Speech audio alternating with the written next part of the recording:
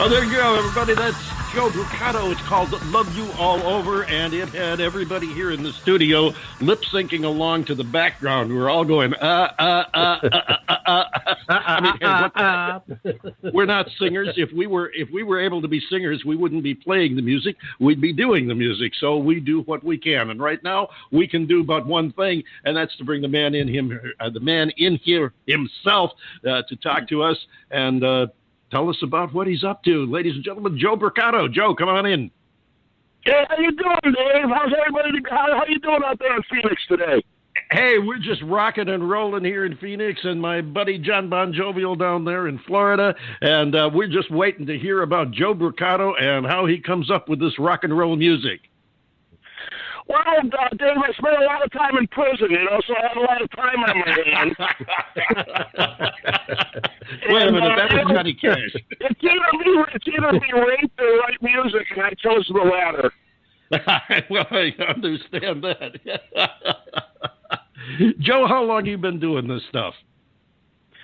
Pretty much all my life. Music's been a very important part of my life. I've started probably writing songs in my late teens. Always loved it, get a great joy from it. Like to sing. All my friends, my family, my father was a musician. He was in a band called the Rustics in the late 60s. They were the first white band signed to Motown Records. They made a couple albums for the Rare Earth subsidiary label, and they had some success, some regional success, and then he went on to have a advertising agency. So music was always around me and my family, and then my friends, all my friends played music. And as time went on, I just got addicted to it, love it, and I have a natural talent for it, so we continue to pursue it. I understand, and it's one thing when you get it and you know you got it, you can't get rid of it. It's kind of like John. It's like chlamydia in a way. You know what I mean? Exactly. John Bon Jovial, I got addicted to this radio garbage, and we're still doing it. I mean, we'll be doing it after they plant us, probably. 40-plus years later, here we are. Oh, yeah.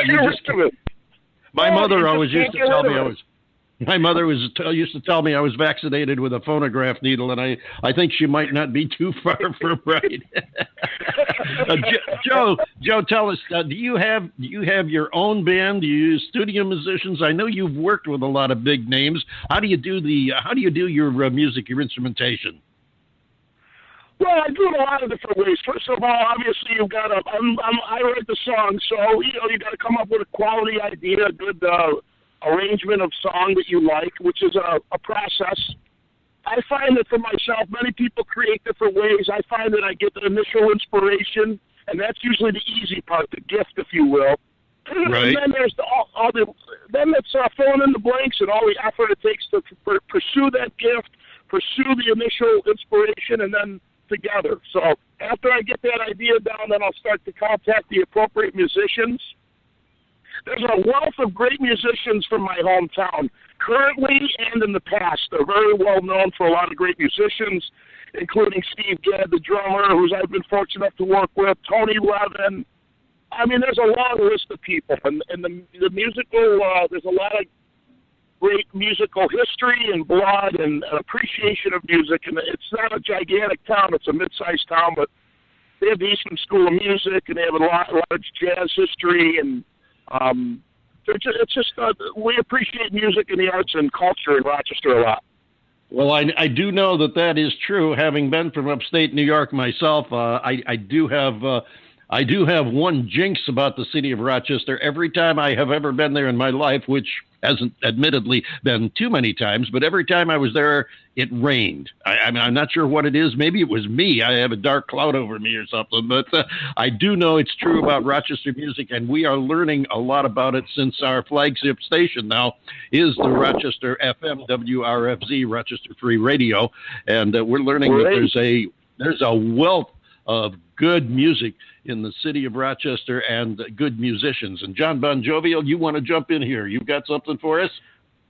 Well, yeah, you kind of touched on where I was going to go. I have personally have never been to Rochester, New York, but I've also heard that the music scene in Rochester, especially in the last 10 years or so, has really started to gel, and you got some great indie artists coming out of Western New York there.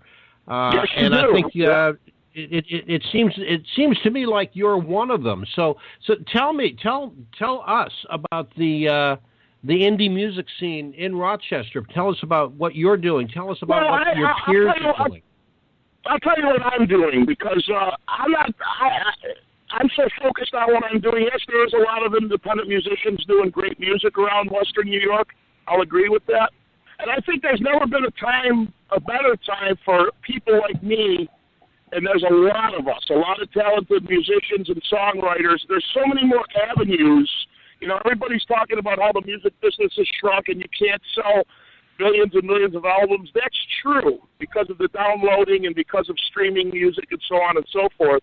But at the same time, if you develop enough fans for your style and your songwriting, you do some YouTube videos, and there's a lot of different avenues. Independent radio stations like you who promote artists like myself, I greatly appreciate it, and I'm sure a lot of other people do.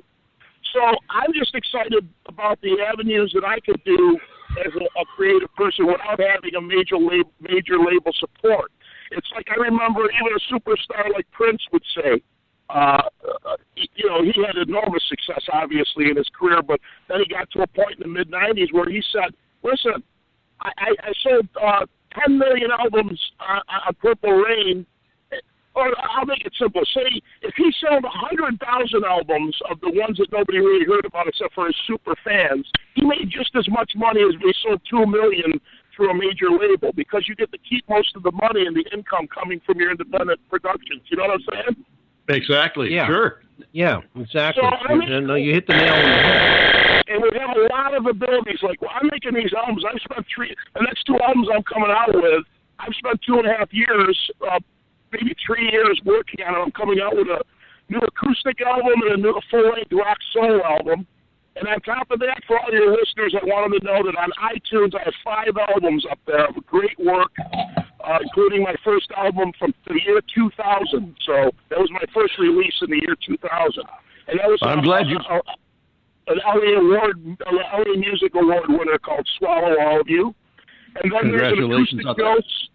Thank you. Then there's an Acoustic Joe album, and then there's a CD we did with Tony Levin and Steve Gadd. I was lucky enough to have them play on that, and that was it. That's called Free. All those tracks are up there. Then I also have a song that's made a lot of noise for me. It's a military song that's become sort of an anthem. I've performed it all over the country, including Dallas Cowboys Stadium, Atlanta Falcons Stadium, the USS Intrepid, and at countless VA hospitals and charity events. I've done that a lot, and that's called Thank You Soldier. For any of your veterans listening, they can go to YouTube and look that up. I'd like to give that for them as a gift because it's really moving. And currently, the albums I'm working on right now are probably my best work. I'm very excited. They'll be up on iTunes within the next 60 days. I would say 40 new original brand new tunes going up there. And if anybody wants to reach me personally, I'm working on building a new website, but I'm on Facebook, and it's just the Joe Brucato Music at Facebook, and I'd love to meet some of the fans that are listening to this wonderfully supportive of original music radio show. Thank you.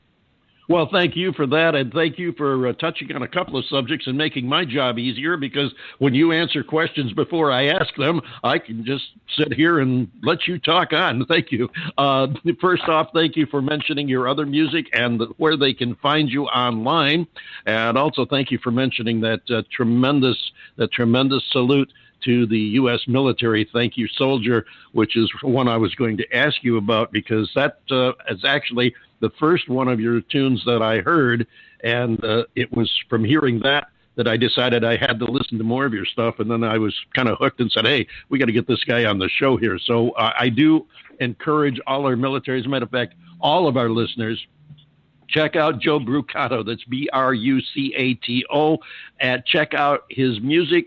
And check out specifically Thank You Soldier, which is going to be added to our list of music that we play on the military holidays throughout the year, Memorial Day, Veterans Day, and things like that. So you are going to be in good company there, because we have some great military salute music, including from the Oak Ridge Boys, among others. And we're going to add that to our repertoire for those days as well. But I want to thank you for covering all of that and saving me from having to ask you. It also saves some time so we get to play more music. And to do that, tell us a little bit about this next song, because it kind of caught my eye because of the title. And I was kind of hesitant at first. I said, what are we getting into with this thing? It's called Finger to the Blue Sky. Tell us about that. Well, actually, it's a very positive song. It's not the middle finger to the blue sky. It's actually the index finger. And what it's about, the cover of my next album is beautiful. It's going to be very beautiful. It's this young girl on a rock at a beach pointing towards a blue sky. And what it symbolizes in it is a metaphor for me. And if you listen to the lyrics, it kind of explains how I feel about things. Is that everybody questions existence. Everybody questions, why are we here? What are we doing here? What's it all about? What's my life mean? There's moments of emptiness, and sometimes you look to blame others. So it's a search for. Finger to the blue sky is like, give me the answer. The middle bridge, the words to that speak for themselves. It's probably it's kind of sad in a way, but it's not. And then the end, it's very positive. What I like about this track a lot is that it was one of the first tracks I did with Steve Gadd and Tony Levin, and they really play their stylistic ways. Nobody I know could have done it better for me or for the music of that particular song. They came up with those parts. So that's why I kind of really sent that one. I love their performance more than I love my own, but I do love the bridge, and that kind of explains the song the way I feel, what it means. Great. We're going to play it in just a second. Before I let you go, tell them once again where they can find your music online. Well, David, I want to say, first of all, thank you for having me on. It's a pleasure. I hope to come back on when I get the CDs released and they're up for the world to hear. Maybe we'll do a review and play a couple other songs if you're into doing that. And, absolutely. Once again, my name is Joe Brucato. To your listeners, thank you for tuning in and listening.